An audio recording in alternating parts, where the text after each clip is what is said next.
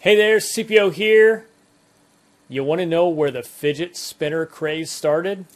Let me tell you. It started with this guy, the Torqbar. This is the original. This is a design developed by Scott McCoskey. And I'm going to walk you through the history as best I can figure it out. But it was this that started it, and I'll show you how he got to this. And then what followed over the next few months takes us eventually to the toy craze. So let's take a look at it. All right, again, as best as I can come up with the history, this is what I came up with. October 25th, 2013. This is Scott McCoskey, a YouTube video that he has put together showing how he put a spinning bearing inside an Atwood tool. All right, this is a pry tool for EDC carry.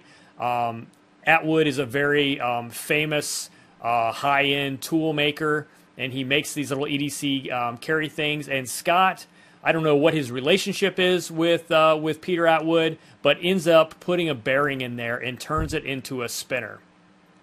And so it sort of evolves, and he's showing off these videos. And then here we are, November 2013. Here's another little Atwood pry tool that he puts a spinner into. So way back 2013 is where this started. Eventually starts evolving to, showing you how these bearings can be custom made and designed with different buttons, and they're designed to press fit into these tools. So now we fast forward just a little bit, and we're in February, still showing off custom bearings with different sort of copper hammered options, titanium options, and then they become for sale July 2015 is when he first releases those. Then we start getting into Torqbar land. This is the very first custom Torqbar. September of 2015 is the date he has on there. He puts out some videos showing him making these. These are all handcrafted, hand machined at this point, and there's a waiting list that you can't get on. It is closed because there are so many people wanting these, and those are tritium vials in there, which is really cool. They glow in the dark like night sights. But he's making these to the point where he can't keep up. The price is in the hundreds of dollars range. Anybody that gets them sells them on the secondary market. The price goes up because they're so hard to get. And it just becomes a fascinating thing. Eventually, he partners with somebody, and they have a machine shop machine them out of solid bar, and then he hand finishes them, as opposed to having them all done by hand from individual pieces. That allows him to make them faster. He did open up a Kickstarter. That's what you just saw there, to try and get the machine shop going. He shows how he transitioned to the solid bar. And it was a really sort of fascinating progression. People who saw these videos knew they had to have one, but he wasn't the first. Look at this. Back August 21st, 2013, here's some finger-spinning Chinese stars. Little different concept, but it is the first that I could find video proof of a spinning toy. Again, you put your finger through it as opposed to holding it and balancing it like we do on the fidget spinners of today. So thought that was pretty cool. And then we moved to June 16th, 2016. Here is a guy who comes up with a skateboard bearing, plastic 3D printed spinner with nickels for weight. And he claims to have carried this for about a year. August 13th, 2016, you see Daniel Martinez is 3D printing these and putting them on Thingiverse and selling them on Tendy. Skateboard bearings for weight. And so, we're seeing this progression of how these things are coming along. And I'll show you some evidence really of where this ties back to that Torqbar that Scott originally made.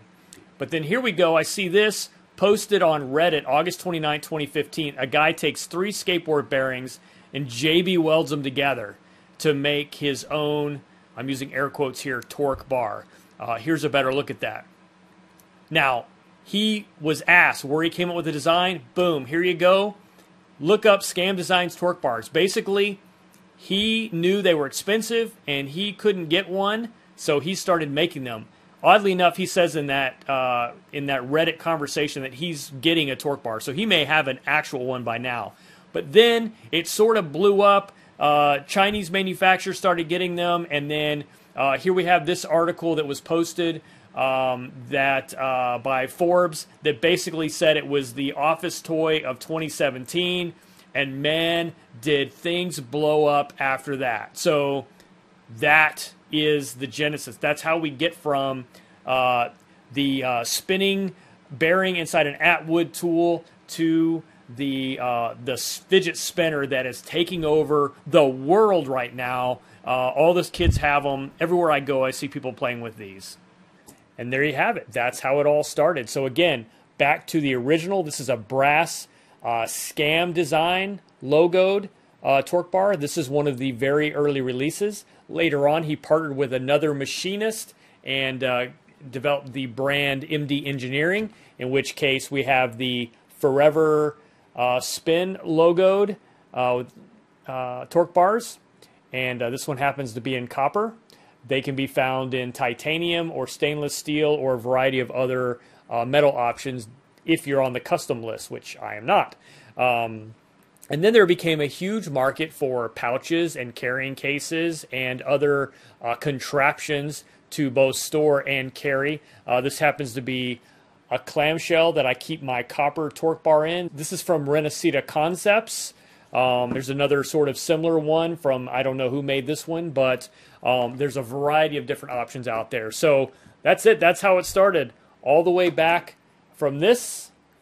And then eventually other machinists started coming out with similar spinning designs. These are hand machined, and it kind of grew into this high-end gun maker, knife maker, machinist sort of offering at the same time as China's been pumping these out by the billions for the rest of us. So if you're really hardcore into spinners, you're going to end up going with something that's handmade like the original Torqbar.